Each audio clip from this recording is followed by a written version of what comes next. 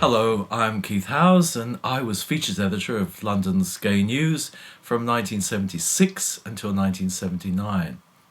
I get the feeling that one of the few characters from the 1970s that still intrigues people is Derek Jarman, the filmmaker and artist. Why does he still have a fascination for people? Well, of course, he was an activist. He was somebody that was very outspoken. He was openly gay. He was an AIDS activist. And of course, he died of AIDS in the early 90s. Very, very bravely fronting up, including fronting up that he'd actually lost his sight. He made 3 films that were previewed while I was at Gay News. The first was Sebastiane, which was made in Latin, the dead language, with many very attractive males in varieties of skirts and unskirts because they were playing Roman soldiers. Anno proximo, homo novus orientalis, Philistinus nomine, fornices omnes Romae catus, usque ad Britanniam gelidam juvenis formosus exquiribat ut satiricon agerat. Quis ab hinc figinti annos cogitatione imaginem tam perversum finxisset, ipse vidi in Olympia.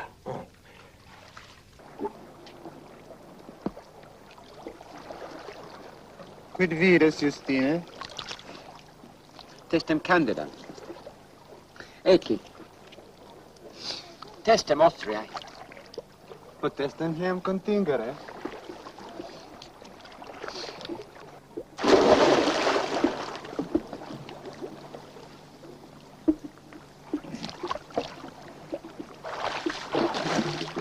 Eci, Sebastiane. Eies to me.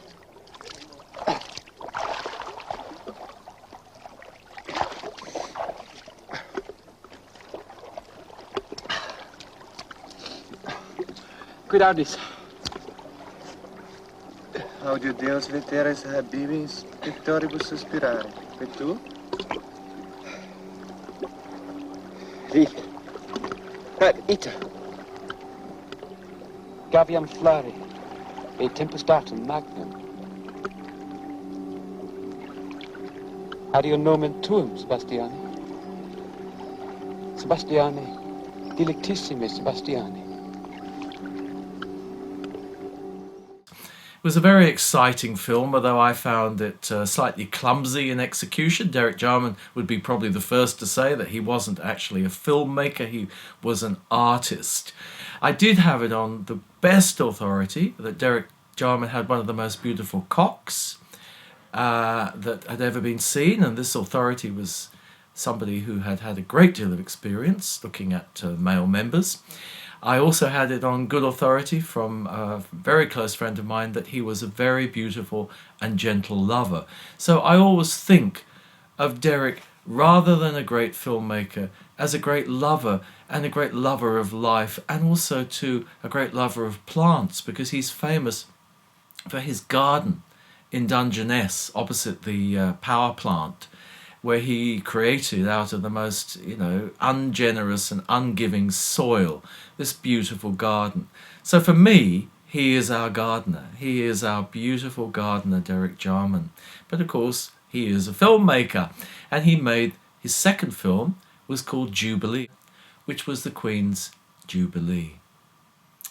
And it was, of course, knowing Derek Jarman, not a paean to the royal family, but actually a kind of a horror comic about a Britain that was a wasteland, really.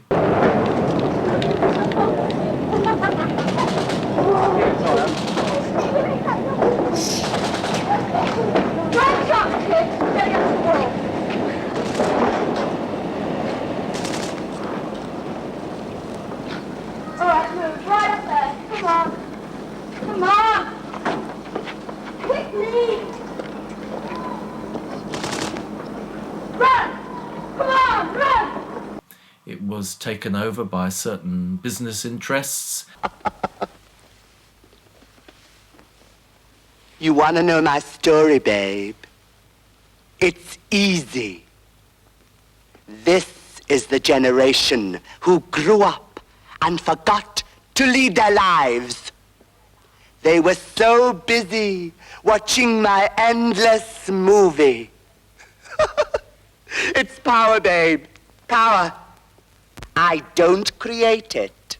I own it. Parts of it were no-go areas. The women guerrillas were in charge. And in this world, there were all kinds of very violent acts, including, I think, the killing of the Queen herself. And her crown was stolen.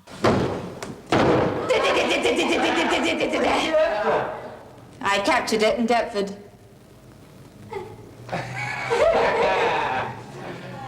Quite new wave, don't you think? Oh, give us a break. I'm going to make it into a crash helmet. That'd give it some use. That would be distinctive. Why didn't we steal the pearls as well? I never liked pearls. Or oysters.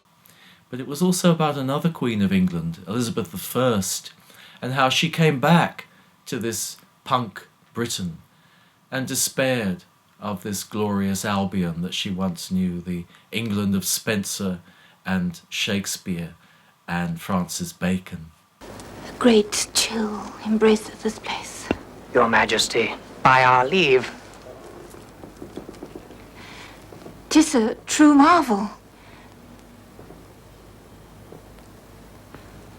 What signifieth this corpse? A dark parable it is, to my understanding. Seeing or not seeing?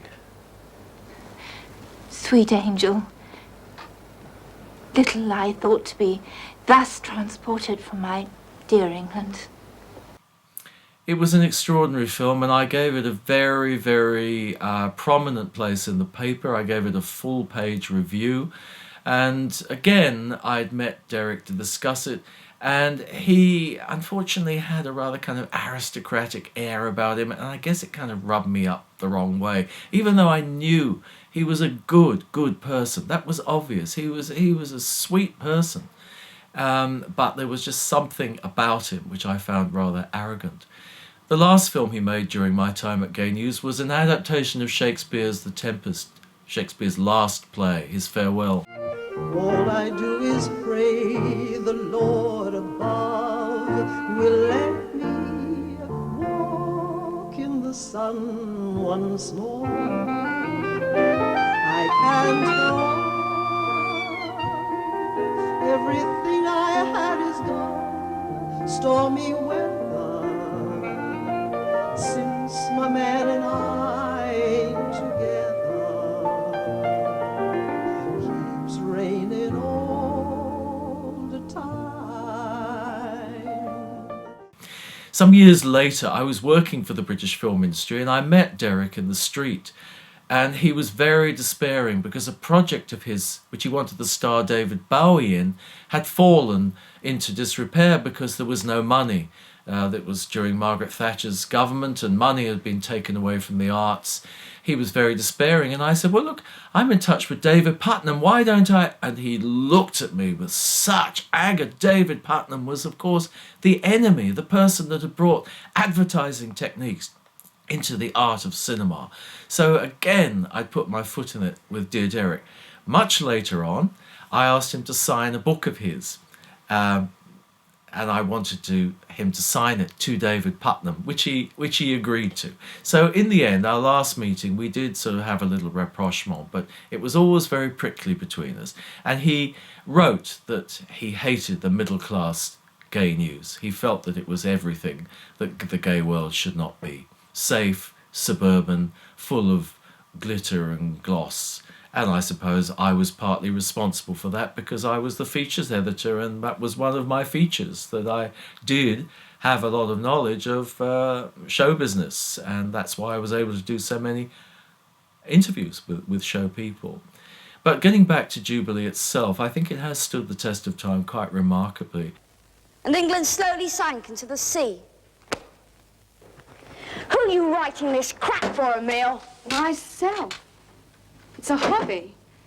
When I'm not making history, I write it. I try to compress it. Be great if all history could be written on a mandrax. This is how to compress it. You forget it. What are you doing that for? I'll compress it.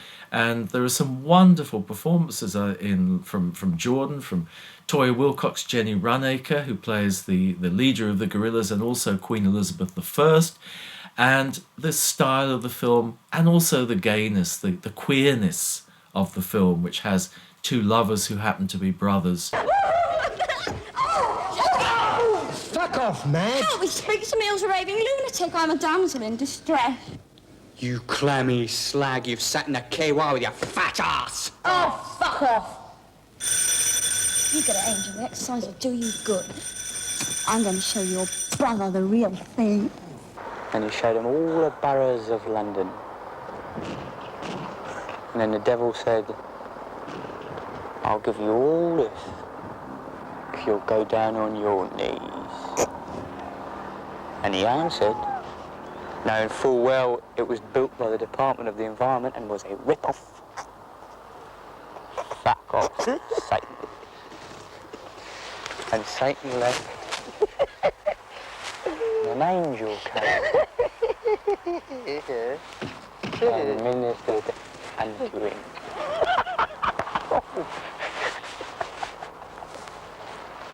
It's highly sexual, which Derek certainly was. So Derek Jarman does indeed stand out as a great gay filmmaker, though not, I think, a great filmmaker. Some of his scenes are wretched, actually, in their dramatic impact. They're rather amateurish, but who cares? He's daring, he's experimental, he's Prince Punk. He comes from an aristocratic other realm, which is exciting and just as interesting as any of the other people that I met during my time at Gay News. Thank you, Derek.